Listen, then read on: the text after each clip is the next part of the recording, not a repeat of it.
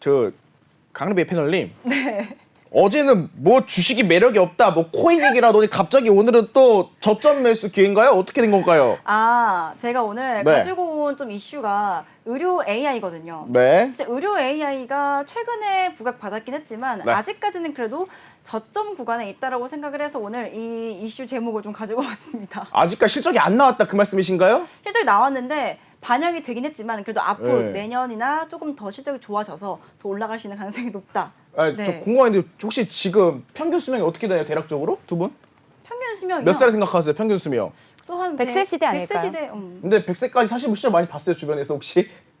많이 못 보지 않았어요? 다 편찮으셔가지고 되게 아프신 분 많으신 것 같은데. 네. 자, 일단은 의료회가 지금 기대감 때문에 많이 오르긴 했어요. 그런데 예를 들어서 지금 시가총액이 막 조 단위로 돌파를 했는데 네. 아직까지도 그 영업이익적인 측면에서는 제가 알기로는 그 500억 이상을 돌파한 기업들을 거의 못 봤거든요. 네, 맞아요. 자, 그런데 이제 날이 가면 갈수록 이제 저출산 맞나, 저출산? 네네네. 저출산도 있고 인구 고령화에다가 아픈 인구가 많아지면 의료회사 수요 올라갈까요? 그러면? 올라가죠, 당연히. 음. 올라가는데 지금 인공지능을 활용한 국내 의료 AI 업체들이 네. 정말 올해부터 성장이 좀 가속화되고 있습니다. 네. 그러니까 과거에는 AI 시장이 조금은 사람들이 좀 장애물로 작용했어요. 안 좋다고. 그 이유가 네. 부족한 기술력도 있었고요. AI 그쵸. 솔루션에 대해서 신뢰감이 일단 많이 없었어요.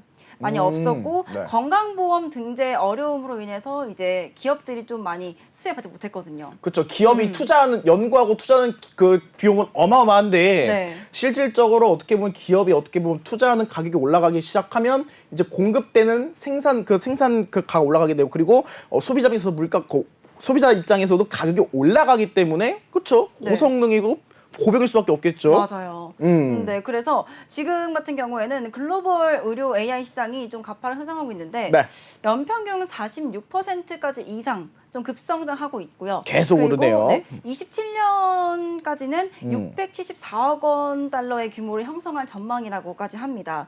사실 지금 네. 의료 인력이 부족한 문제로 인해서 이 부분이 좀 실질적으로 해결 방안이 되지 않을까라는 그런 좀 가능성이 좀 크거든요. 네. 일단 의료 AI 장점이 확실하게 있어요. 어떤 게 게냐면 있죠? 예. 정확한 진단 그리고 조기 질병 발견이 좀 가능하고요. 네. 의료 데이터 분석을 통해서 최적의 치료 효과를 좀 받을 수 있습니다. 그러니까 특정 어떻게 보면 물질에 대해서 그것을 그 물질을 도출해낼 수 있고 특정 우리가 어떻게 리스크가 큰 거에 대비해서 기존 치료 방법과는 다르게 표적이 가능하다는 장점이 있다라는 말씀인가요? 네, 맞아요. 이 외에도 의사가 다루기 어려운 대량의 데이터를 좀 분석을 하고요. 그쵸. 패턴을 좀 식별해서 일관된 진단 그리고 예측을 하고 좀 많은 분들께 환자분들께 좀 정확한 좀 질병을 어떤 거다 이렇게 확실히 내릴 수 있는 좀 그런 장점을 가지고 있습니다. 그리고 지금 보면은 네. 의료 AI 산업이 생성형 AI를 통해서 학습 결과 도출 형태로 지금 네네. 발전을 했어요. 그럼 그게 무슨 데이터가 말이냐면 정확하게 쌓이겠네요, 이 부분은. 네, 맞아요. 네. 가장 적합한 치료 옵션을 결정을 하고요. 네. 지금은 데이터 기반 임상 결과 바탕으로 스스로 결과를 내서 이렇게 진단을 딱 내립니다. 냉정하겠네요. 이게 좀 뭔가 마음과 감정이 들어가야 되는데 정말 답답할 정도 정말 정석의 방식대로만 가니까 조금 마음은 아플 부분이 있겠네요. 네, 마음이 아프긴 하지만 그래도 네, 빠르게 정확해야죠. 그쵸, 정확해야지. 네. 거짓말 정확해야죠. 못하니까. 마음이 네. 아프지만 그래도 빠르게 진단을 해서 조금이라도 빨리 치료하면 좋잖아요. 네. 네, 이렇게 해서 이제 의료 AI를 좀 관심 있게 지켜봤고요. 네. 또 봐야 될 게 어떤 거냐면 정부에서 또 바이오 헬스 산업을 제2의 반도체 산업으로 육성하겠다라고 언급을 했고요. 네. 공공의료기관과 의료 관련 AI, 소프트웨어 기업 등에 총 60억 원을 네. 2년간 지원을 하겠다라는 발표를 했습니다. 네. 이렇게 되면은 앞으로 정부에서도 지원을 하게 되면 네. 추가적으로 우리 국내 시장에 있는 관련주들도 충분히 수혜를 받을 수 있지 않을까라고 생각을 했어요. 네. 그리고 또 이제 하나증권에서 최근 보고서를 냈는데 네. 코스닥 시장이 정말 많이 밀렸잖아요. 많이 이럴 밀렸죠. 때 그렇죠. 이럴 때 조금 미래성이 좀 높은 종목을 비중을 확대하자라는 이야기가 나왔거든요. 네. 근데 그게 어떤 거냐면 의료 AI, 로봇 뭐 이런 미래성에 좀 올라갈 수 있는 종목들을 비중을 확대하자라고 했어요. 네, 좀 그래서 걱정이 되네요. 저는 혹시나 정말 내용도 다 좋은데 이미 사실 AI 같은 거 주가가 많이 올라갔잖아요. 기대감에 주가가 많이 올라갔는데 이런 식으로 보고서를 낸 다음에 또 공매도를 치지 않을까 또 걱정이 되네요.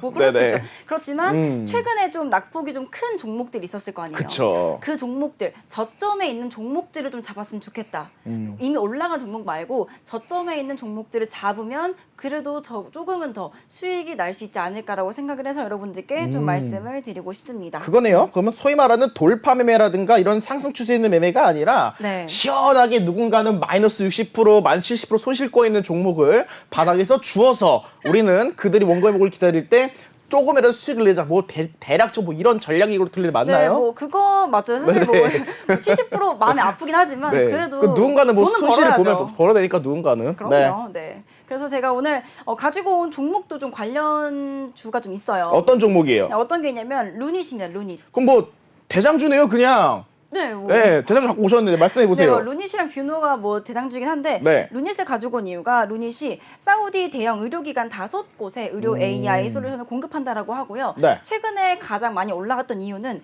유방암 진단 보조 AI 솔루션이 미국 FDA의 승인을 획득을 했어요. 이것 때문에 최근에 부각을 받았고 네. 루닛 같은 경우에는 3분기 만에 지난해 매출을 좀 뛰어넘었습니다. 네. 매출도 굉장히 좋게 나왔기 때문에 좀 관심 있게 지켜본 종목이었고 네. 사실 이 종목 같은 경우에는 최근에 보시면 정말 많이 오르긴 했어요. 이게 네. 올라갔는데 아직까지는 충분히 다시 한번 전고점까지는 오지 않을까 생각하거든요. 네. 내년에 이제 조금 더 성장성이 좋아지고 네. 실적도 좋게 나오면 충분히 지금 구간은 아직까지는 저점이다라고 좀 볼 수 있을 것 같습니다. 그러면 3파동을 기대하라 이 말씀이신 거죠? 네. 네, 알겠습니다. 자, 지금 강루비 패널님께서 일단은 674억 달러, 87조 원가량으로 무궁무진하게 성장할 가능성이 높은 산업이다. 그러면서 앞으로는 실적을 기대해봐도 좋은 섹터라고 말씀을 주시면서 루닛도 말씀해 주셨습니다. 이슈 정리하면서 다음 이슈를 한번 보도록 하겠습니다.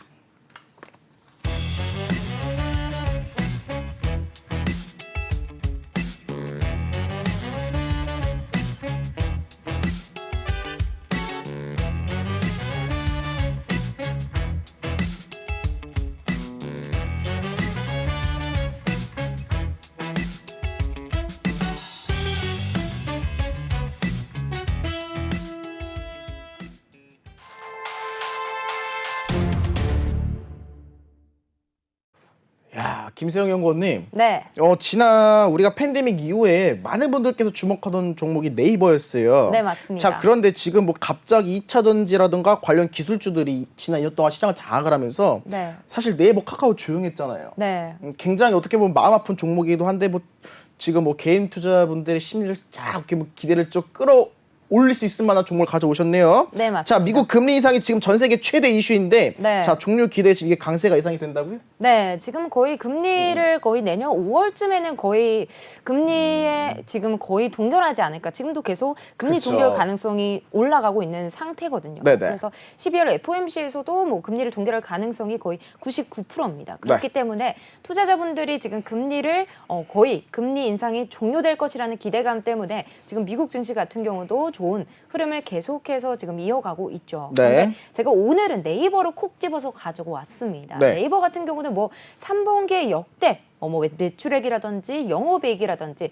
정말 지금 역대 분기 중에 최대 또 실적을 달성을 하면서 지금 투자자분들이 점차 이 네이버에 대한 관심이 좀 뜨겁습니다. 정리하면 사상 최대 실적이다 이렇게 좀 평가하면 되겠나요? 네, 맞습니다. 네네. 그렇기 때문에 이제 좀 네이버를 주목할 때가 아닌가. 제가 아까 이슈를 얘기할 때도 시장을 얘기할 때도 그동안에 고금리 때문에 주목을 받지 못했던 이런 성장주라든지 기술주가 이제 점점 더 매크로 환경들이 개선되다 보니까 네. 이제 반등장이 나와주면서 주목을 받기 시작하는 환경이 펼쳐졌습니다. 네. 그리고 그중에서도 네이버 같은 경우는 계속해서 지금 좋은 실적을 나타내주고 있고 그리고 사업 영역도 점차 확장을 해주면서 지금 좋은 평가를 받고 있습니다. 네. 오늘 같은 경우도 정말 여러 가지 이슈가 나와줬습니다. 뭐 슈퍼컴이 전 세계 뭐 22위를 달성을 했다. 지금 네이버 같은 경우는 2020년도부터 시작해서 지금 뭐 슈퍼컴퓨터 관련해서 좀 계속해서 연구 개발을 하고 있었는데 네. 전 국내 중에서 좋은 가장 또 실적 그리고 기록을 냈고요. 그리고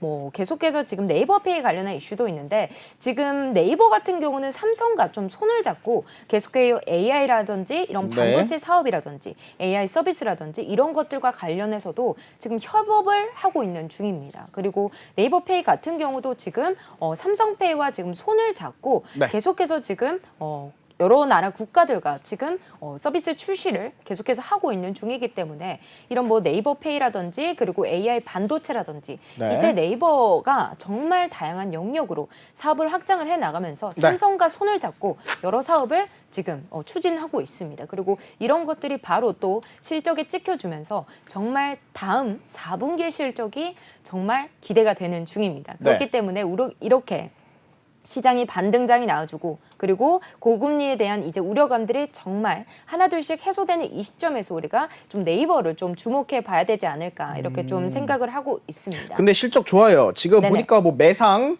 이제 10조 가까이 다 온 것 같고요. 그리고 영업이익도 좋은데 지금 시가총액이 이제 32조 원이잖아요.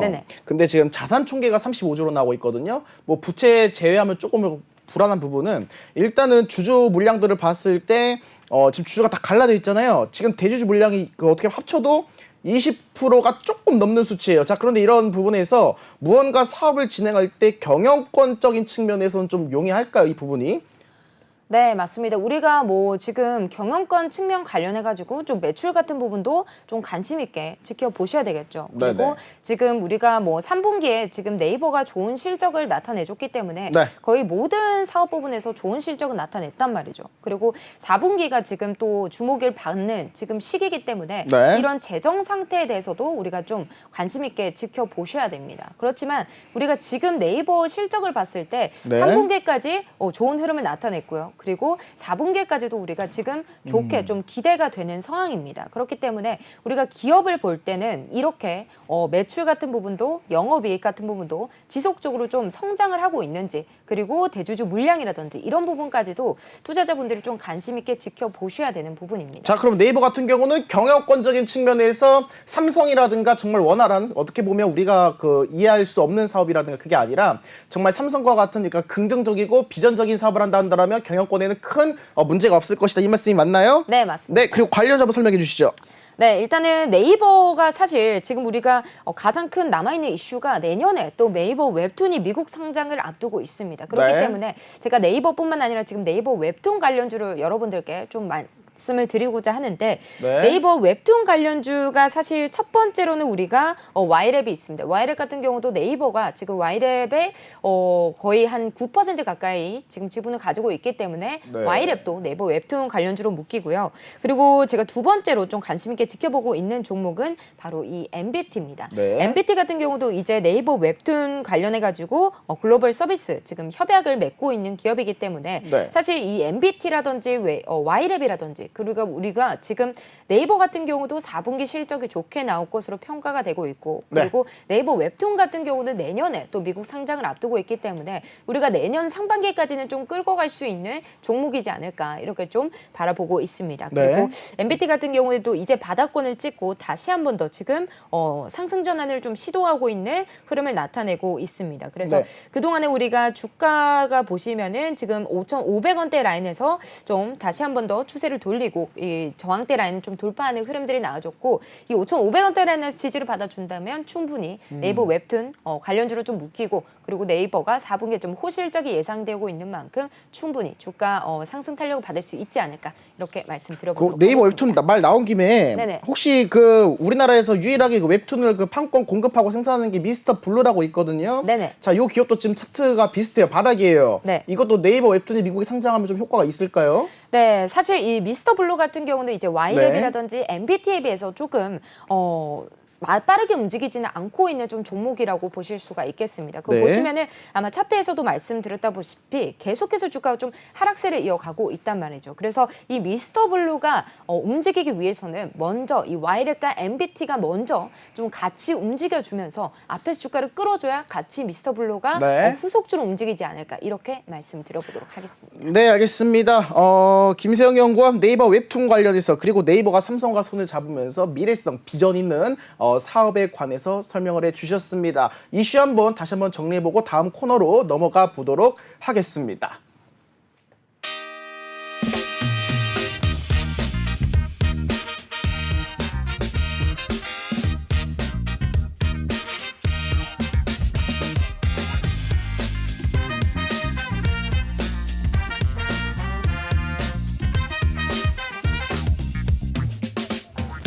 네, 이제 섹터를 살펴봐야겠죠. 자, 그런데 오늘 두 분께서 가져오신 섹터가 명확하게 지금 달라요. 그래서 여러분께도 좀 다양한 좀 정보를 제공해 드릴 수 있을 것 같아서 굉장히 좀 기대가 됩니다. 먼저 이 강루비 패널님. 네. 자, 오늘 어떤 섹터를 좀 준비를 하셨나요? 네, 저는 오늘 자동차 섹터를 준비했습니다. 네. 그 이유가 오늘 시장에서 현대차랑 기아가 정말 오랜만에 급등이 나왔거든요. 네. 오랜만에 급등 나와서 이제는 한 번쯤은 자동차주도 관심 있게 지켜봐야 되지 않을까라는 생각에 오늘 가지고 왔습니다. 네. 사실 현대차와 기아는 상반기에 미국 시장에서 최다 판매 기록을 달성을 했어요. 그리고 네. 친환경차 판매량은 상반기 기준 역대 최고치를 기록을 했습니다. 네. 이것만 들어도 사실 자동차주를 안 볼 순 없어요. 네. 그렇지 않을까요? 그쵸. 안 볼 순 없어서 여러분들께 말씀드리려고 하고 있습니다. 네. 사실 올해 1월부터 10월까지 자동차 수출액이 총 580억 달러를 기록을 했습니다. 네. 10월 자동차 산업 등 동향에 따르면 작년 7월부터 10월까지 16개월 연속으로 네. 전년 동월 대비 증가했고요. 5월에 발표한 올해 수출 목표도 역시 뛰어넘었습니다. 자, 보니까요. 이게 580억 달러라고 하면 시장으로 이해하기 어려우니까 제가 좀 정리를 해드릴게요. 네. 75조 원입니다. 580억 오, 달러, 75조 원. 굉장히 크게 수출했다. 이렇게 좀 이해하시면 될 것 같아요. 계속해 주시죠. 네, 그래서 국내 자동차 기업들 같은 경우에도 지금 타깃 시장이 점점 더 확장을 하고 있습니다. 네. 인도에서도 25년 만에 최대로 판매하면서 글로벌적으로 이제 자동차 매출이 늘어날 전망이다라고까지 얘기가 나오고 있습니다. 네. 근데 인도 시장에 동반 진출한 부품사들도 수혜를 볼 수 있을 것 같은데요. 네. 인도 정부의 강한 전기차 육성 정책에 힘입어가지고 네. 지금 전기차로 전환이 빠르게 나타날 수 있다. 라고까지 얘기가 나오고 있습니다. 이렇게 네. 되면은 국내 친환경차, 전기차 관련주들도 움직일 수 있을 것 같고 자동차 부품주들도 수혜를 받으면서 올라갈 수 있을 것 같다라는 생각이 들거든요. 그게 오늘 시장에서 현대랑 기아가 큰 폭으로 올랐잖아요. 네. 그렇게 되면은 충분히 이제 그 밑에 딸려오는 뭐 이제 하는 부품주들도 소위 말해서 네. 이 현대차, 기아차와 거래를 하는 기업들, 그쵸, 네, 작은 맞아요. 기업들, 부품 네. 기업들. 네. 거래를 하는 그런 기업들도 분명히 수혜를 받을 수 있을 거라고 생각을 합니다. 네. 네, 그리고 또 한 가지 또 봐야 되는 게 있어요. 어떤 거냐면 네. 중국이 올해 자동차 판매가 3천만 대를 돌파하면서 역대 최대 기록을 했다라고 합니다. 어딘가 그 BYD 맞죠? BYD. 네. 비아디. 맞아. BYD 맞아요. 네, 네네네. 맞아요. 네. 역대 최대를 기록했는데 정말 중국에서는 자동차 판매가 지금까지 좋지 않았어요. 근데 정말 오랜만에 이렇게 역대 최대 기록을 썼다라고 나오면서 분명히 국내에서도 자동차 관련주가 움직이지 않을까라고 생각을 하고 있습니다. 네. 최근에 자동차 소매 판매 추세가 예상치를 좀 웃도르고 있거든요. 그 이유가 그쵸. 지금은 좀 자동차를 구매하는 성수기예요. 왠지 지금요? 아세요? 왜요? 겨울철이잖아요. 아, 겨울에 차 타야 되나요? 춥잖아요. 아니, 타이어 갈고 귀찮은데 왜 굳이? 그래서 네. 자동차를 사야 되는 그런 성수기라고 해요. 왜냐면 아. 추우니까 많이 산다고 합니다. 그쵸. 네, 그래서 지금은 조금 성수기이기 때문에 앞으로 만약에 지금 사게 되면은 내년에 이제 실적이 좀 더 좋아지지 않을까라는 전망 때문에 그런 기대감으로 힘입어서 올라갈 수 있다라고 좀 오늘 말씀을 드리고 싶습니다. 저 하나 더 궁금한 게 있는데요. 네. 어제 제가 알기로는 테슬라가 지금 세계 최대 성장국이 인도잖아요. 네. 자, 그런데 인도에서 갑자기 테슬라 차량에 대해서 그 세금을 감면해주는 정책을 검토하고 있다고 합니다. 자, 그런데 지금 우리 현대차 같은 경우도 인도에서 지금 판매 수주가 굉장히 잘 올라가고 있잖아요. 네, 맞아요. 혹시나 세금을 감면해준다. 자, 그러면 그것도 주가 상승으로 좀 이어질 만한 모멘텀 될 수 있을까요? 그렇죠. 왜냐면 그쵸. 세금 현대차도 현대차가 아니라 국내 이제 기업들도 네네. 이제 세금 감면해 준다라고 하면은 충분히 이제 주가는 엄청 많이 올라가겠죠. 왜냐면 인도도 관세가 50%래요, 거의. 그렇죠. 네. 관세. 네. 부과하는 세금. 네. 그 50%니까 그렇죠. 뭐 어떻게 보면 실적 많이 올라가겠네요. 엄청 올라갈 것 같아요. 네, 세금 덜 내니까. 네. 네, 그래서 자 전기차 살펴봤고 그러면서 일단은 제가 인도까지 말씀을 드렸지만 우리 주식 중에서 관련주 뭐 있을까요? 저는 오늘 화신을 좀 가지고 왔습니다. 화신. 네, 화신. 네. 화신 같은 경우에는 지금 국내 최대 자동차 메이커인 현대, 기아 자동차 그룹의 자동차 관련 계열사를 주요 고객으로 두고 있습니다. 네. 일단 이것만으로도 해도 관련주가 움직인다고 하면은 충분히 화신도 올라갈 수 있을 것 같다라고 했는데 아직까지 지금 차트를 보시게 되면 네. 정말 바닥권이에요. 정말 바닥권이고 올해 한번 올라가긴 했지만 그래도 아직까지는 시장에서 주목받고 주목받지 못하는 종목이거든요. 네. 지금 여기 이 라인만 지켜준다면 10,000원 라인만 지켜준다라고 하면은 올라갈 수 있고 오늘 시장에서도 갭으로 뜨면서 4% 넘는 상승을 했거든요. 그래서 이제 뭔가 조금씩 추세를 바꿔주지 않을까라고 좀 생각을 하고 있습니다. 오늘은 정부에서 지금 열심히 밀고 있죠. 네. 바로 이 원전주를 지금 또 살펴봐야 될 때가 아닌가. 그쵸. 네, 지금 사실 우리가 친원전 정책을 계속해서 정부에서 좀 펼쳐주고 있습니다. 네. 문재인 정부 때는 네. 우리가 탈원전 정책을 이제 펼치면서 사실 이 원전주가 빛을 못 받았던 그런 시기가 거치고 네. 이제는 계속해서 정부에서 뭐 내년에 예산안을 재생에너지 부분을 좀 줄이고 그리고 원전에 관련한 예산을 대폭 늘리겠다 이렇게 좀 밝힌 상황이거든요. 지금 제가 본 숫자가 맞나요? 지금 좀 네, 거의 맞습니다. 근데 올리실 거면 1,500 플러스 1,498까지 했는지 모르겠지만 아무튼 뭐 전기세가 좀 부담되는 제 입장에서는 그래도 네네. 네, 좀 좋은 소식이네요. 네, 맞습니다. 그렇다 보니까 이렇게 수치로도 확연히 볼 수 있듯이 그러니까 네. 정부에서도 계속해서 이 원전에 대한 예산안을 늘려나가고 있는 중입니다. 네. 그리고 이제 원전이 왜 주목을 받냐? 사실 우리가 계속해서 뭐 탄소 중립 시대다 이런 말들이 지금 화두가 되고 있는 상황 속에서 네네. 이 원전이라는 경우 이렇게 재생에너지를 대체할 수, 이 공백기를 메울 수 있는 부분이 바로 이 원전 사업이기 때문에 주목을 받고 있습니다. 네. 그리고 반도체, 2차 전지 이런 설비에 계속해서 좀 개발과 투자가 늘어나고 있는 그렇죠. 상황 24시간 속에서 공장 돌리려면 전기 많이 필요한데 뭐 재생에 네, 한계가 맞습니다. 있고 네. 원전을 돌릴 수 있는 거잖아요. 생산 라인. 그렇죠. 네.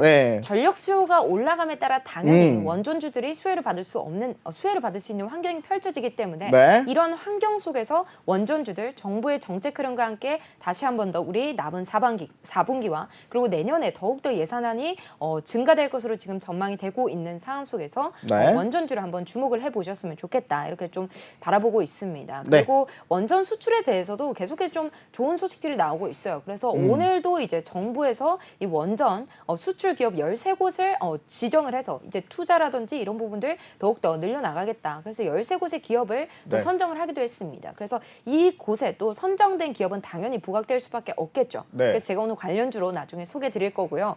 제가 하나 부탁드릴 게 있는데요. 네네. 그 혹시 시간 되실 때 네. 여기서 한 개만 해주시고 그 13개 종목 있죠? 네. 저한테 따로 좀 주세요.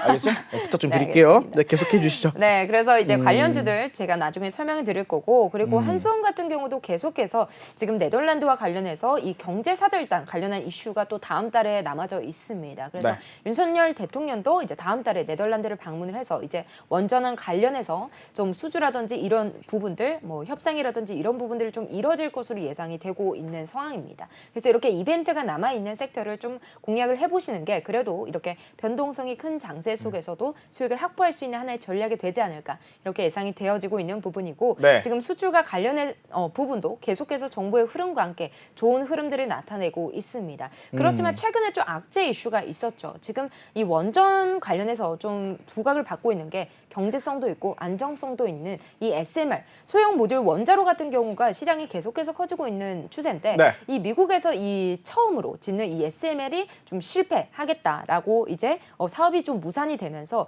이런 부분들이 좀 악재로 최근에 작용을 하면서 네. 원전주들의 주가 좀 밀리기도 했었거든요. 그런데 오늘 계속해서 또 원전 이슈 있었죠. 그리고 예산안 관련한 이슈 그리고 하반기 수출 같은 부분도 지금 계속해서 뭐 네덜란드라든지 폴란드라든지 이런 부분들이 지금 우리가 체코라든지 이런 부분도 계속해서 좀 이슈가 남아져 있습니다. 지금 그리고 미국이 그 네네. ASMR 사업 무산됐잖아요. 네. 그거 중요하겠네요. 네덜란드 가시는 김에 네네. 자 원전을 영업해야 될지 아니면 ASMR 먼저 해야 될지 굉장히 좀 고민이 될 것 같습니다. 자 그렇다면 관련주는 또 혹시 뭐가 있을까요? 네, 그래서 오늘 제가 13곳에 정부에서 이제 선정을 했다 했잖아요. 네. 그 중에서 한 곳이 바로 이 BHI입니다. 그래서 BHI 같은 경우도 이제 네. 국내에서 계속해서 원전주로서 좀 부각을 받고 있는 모습들이 나타나고 있고 그리고 차트도 예쁘네요. 예뻐. 네, 국내 네. 원전 보조기기를 좀 다수 납품한 기업이다 보니까 네. 정부의 정책과 흐름계 함께 같이 먼저 움직일 가능성이 큰 기업입니다. 그래서 네. BHI 같은 경우도 지금 계속해서 지금 바닥권에서 주가가 움직이고 있습니다. 그래서 지금 이렇게 바닥권을 좀 자리를 좀 만들어가고 있는 추세가 나타나고 있다. 거기를 지지하고 있다. 네, 그리고 지지하고 있는 추세고 지금 단기적으로 봤을 때 이 구간 좀 박스권 행태를 좀 단기적으로 그려나가고 있기 때문에 네. 8,500원대 라인 먼저 좀 돌파하는 흐름이 중요하지 않을까 이렇게 좀 바라보고 있습니다. 그래서 원전에 네. 대한 이슈 우리가 4분기 그리고 내년까지 우리가 수출이 계속해서 이루어질 경우 그리고 정부 예산안과 함께 더욱더 좋은 탄력을 받을 수 있지 않을까 그리고 그 중에서도 정부에서 이제 원전 수출 관련해서 네. 좀 기업에 선정된 이 BHI를 좀 관심 있게 지켜보시면 그래도 원전주 중에서도 연구원님 지금 네네. 일봉이잖아요. 네. 주봉 한번 눌러보세요. 주봉도. 네, 주봉도 말씀드리도록 아니요. 하겠습니다. 똑같고 예쁘죠? 네, 네. 좋습니다. 저도 예뻐요. 이 정도로 정리해 보면서 이제 김소영 연구원님께서도 원전 유망하다. 그리고 ASMR이 미국이 실패를 했기 때문에 이 네덜란드 맞나요? 네덜란드 그 다음 네, 달에 맞습니다. 가는 게 다음 달에 거기서도 경제선도 일단 방문. 긍정적인 이러한 부분도 기대를 해보겠다라고 말씀해 주셨습니다.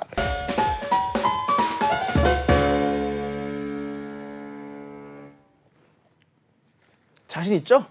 네. 네, 말씀해 그럼요. 주세요.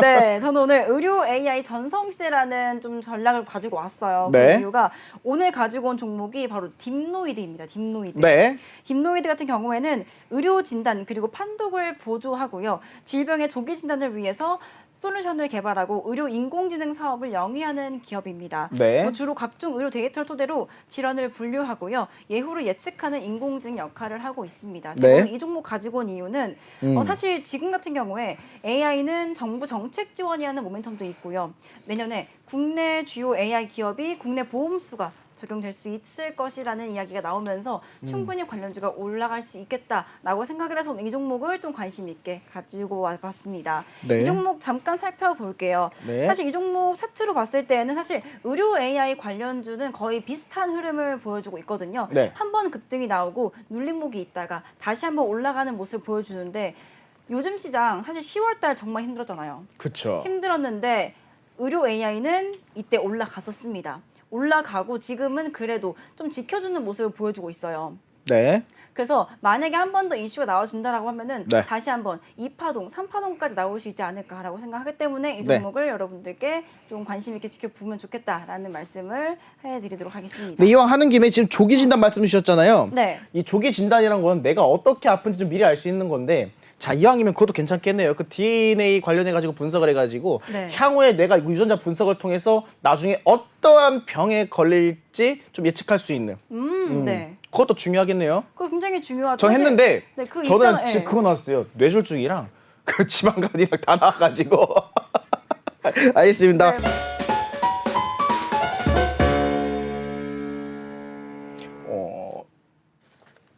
저한테 중요해요. 방금 전에 얘기했는데 제약바이오네요. 네, 맞습니다. 제약바이오 그동안 좀 부진한 흐름을 보였지만 이제 하반기, 내년 상반기까지 좀 기대되는 업종이 아닐까 이렇게 좀 말씀을 드려보도록 하겠습니다. 네. 2023년 이제 거의 마무리되어가는 시점인데 사실 이렇게 1, 2년을 돌아봤을 때 가장 이 바이오주에서 좀 주목할 만한 그리고 빛을 냈었던 기업이 누굴까 생각을 해본다면 저는 네. 휴재를 뽑을 수 있을 것 같습니다. 자, 지금 김세현 고객 말씀하시는 거 보니까 무슨 네. 그 연말 시상식에 무슨 그 마지막 그 무대를 장식하는 느낌을 받은 것 같아요. 네, 맞습니다. 그래서 휴재를 갖고 오신 것 같은데 자 일단은 뭐 보톡스 관련주잖아요. 네, 맞습니다. 한번 말씀해 주세요. 네, 휴재라면 뭐 보톡스, 필러 관련주로 묶입니다. 바이오주 중에서도 사실 네. 이 보톡스 필러가 사실 지금 계속해서 미용 시술, 뭐 미용 기기 관련주들의 지금 뜨거운 관심을 받고 있는 중이거든요. 네. 그리고 중국인들이 이제 단체 관광 허용 이슈가 있었죠. 6년 5개월 만에 허용이 되면서 중국인들이 한국을 방문하는 방문객 수들이 날로 늘어가고 있는데 이 중국인들의 이 성형 관광이라고 하죠. 네. 성형과 시술을 받기 위해서 한국을 방문하는 방문객들까지도 늘어나고 있습니다. 네. 그러다 보니까 보톡스라든지 필러 시장은 나날이 갈수록 늘어날 수밖에 없고 네. 여성분들이 이런 미용 시술, 이런 피부에 대한 관심도는 워낙 뜨겁기 때문에 네. 이런 피부 미용 그리고 이런 보톡스, 필러 관련주들의 주가는 앞으로도 조금 계속해서 우상향 그려나가지 않을까 이렇게 좀 네. 긍정적으로 바라보고 있습니다. 이거 남자도 맞아도 되는 거예요 혹시? 네, 남성분들도 요새 미용에 네. 관심 많기 때문에 네네. 올리브영의 이 남성분들의 매출이 그렇게 많이 올랐다고 합니다. 아, 정말요? 네, 맞습니다. 네네. 남성분들이 이제 뭐 피부 미용에 관련된 관심도 뜨겁다 보니까 네. 시장은 더욱 빠르게 커지고 있는 것으로 보고 있고 자 휴재라면은 3분기 영업이익이 정말 역대 분기 최대 또 실적을 나타냈습니다. 한번 잠깐 보고 가도록 할게요. 네. 자 휴질 한번 매출 보도록 하겠습니다. 지금 계속해서 매출액 영업이 또 꾸준히 늘어나고 있는 모습 보여주고 있고 얼마예요 지금? 네, 지금 뭐 3,200억 원 가까이 지금 계속해서 올해 좀 12월 달 좀 예상치가 그렇게 좀 나와져 있습니다. 그리고 네. 지금 부채 같은 경우 또 유보율을 봤을 때도 빛이 없는 없는 빚이 없는 기업이기 때문에 중요하죠. 이런 빚 부분도, 없어야죠. 네, 그쵸. 재무적으로 봤을 때 좀 네. 양호한 기업이다 이렇게 좀 바라보실 수가 있겠고요.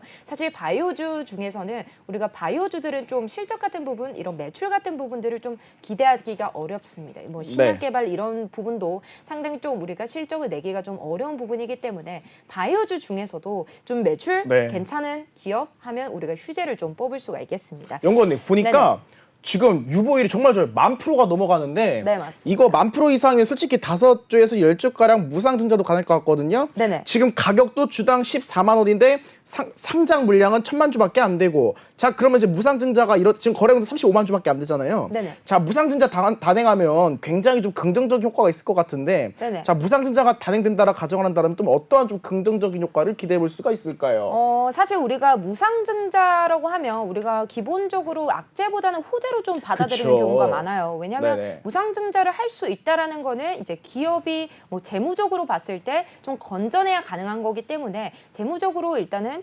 별로 탄탄한 문제가 없이 탄탄하다 이렇게 좀 받아들일 수 있는 부분이고, 네. 무상증자를 하게 될 경우 우리가 좀 구체적으로 봐야 되겠지만 뭐 예를 네. 들어서 비율이 좀 중요합니다. 뭐 1대2라든지 1대1이라든지 뭐 1대 0. 몇 %라든지 네네. 이런 비율을 좀 세부적으로 좀 봐야 될 필요가 있긴 해요. 쉽게 말씀드리자면 방금 말씀드렸던 거면 한 주, 2주 줄 거면 하지도 말고 네네. 시원하게 슈팅을 가고 싶으면 5주, 10주는 줘야 된다. 네, 맞습니다. 이 말씀인가요? 네, 그래서 휴재같이 이렇게 좀 재무 구조가 탄탄한 기업들 같은 경우는 앞으로 좀 무상증자 이슈가 좀 나올 수 있다라고 봅니다. 네. 무상증자가 이슈가 있을 경우 우리가 뭐 거래량이 좀 늘어나게 될 거고, 신주를 발행하게 되면 유동성도 늘어나게 될 그쵸. 거고, 그렇죠. 이 부분들이 또 투자자분들에 대한 이제 기대감으로 인해서, 또 무상증자에 대한 기대감으로 인해서 주가가 올라갈 수 있는 부분이기 때문에 이렇게 기업의 재무 구조가 탄탄한 기업들을 네. 우리가 좀 주목해서 바라볼 필요가 있다 이렇게 좀 말씀을 드릴 수가 있겠습니다. 네. 그렇기 때문에 이 휴재 같은 경우 우리가 네. 펄을 좀 예상해 봤을 때 네. 내년 주가 기준으로 한 16배 정도 예상을 해보고 있습니다. 그래서 바이오 그룹주 중에서도 그렇게 말씀하시면 네. 오해하세요. 16배 주가 올라가다 오해하시는 분이 계시니까 자, 그 PER에 관한 부분 한번 설명해 주시겠어요? 네, 우리가 PER 같은 부분은 우리가 뭐 저평가다, 고평가다 이런 부분들 예상을 해서 좀 말씀드릴 수 있는 부분인데, 기업들 같은 경우도 지금 주가가 어느 정도는 좀 예상을 해볼 수 있는 부분입니다. 그래서 네. 우리가 다른 기업들 동종 업계 대비해서 이 기업이 좀 저평가된 기업인지 아니면은 고평가된 기업인지 이 주가가 지금 상태를 봤을 때 좀 네. 예상을 해볼 수 있는 부분인데, 지금 휴재 같은 경우는 우리가 내년에 지금 계속해서 좀 성장세가 이뤄질 것으로 내다보고 있는 기업이죠. 그래서 퍼 같은 부분도 내년 주가 기준으로 해봤을 때 한 16배지만 이 동종업계 기준으로 해봤을 때 가장 좀 저평가된 기업입니다. 그래서 그쵸. 지금 주가를 보시면 물론 조금 많이 올랐습니다. 그래서 지금 바닥권 대비해서 실적도 좋게 나와줬고, 그리고 사업성에 대한 부분도 좀 좋기 때문에 주가가 바닥권 99,000원대 라인에서 지금 계속해서 주가가 좀 오름세를 나타내고 있다 이렇게 좀 바라보고 있습니다. 네. 그렇지만 그럼 가격 전략 좀 바로 말씀해 네, 주시겠습니까? 그래서 휴재 같은 부분도 네. 아직까지 좀 미래 전망성이 밝기 때문에 지금 접근해봐도 괜찮다라고 말씀드리면서 매수가는 네. 148,700원, 그리고 목표가는 165,000원, 손절가는 115,000원 제시해드리도록 하겠습니다.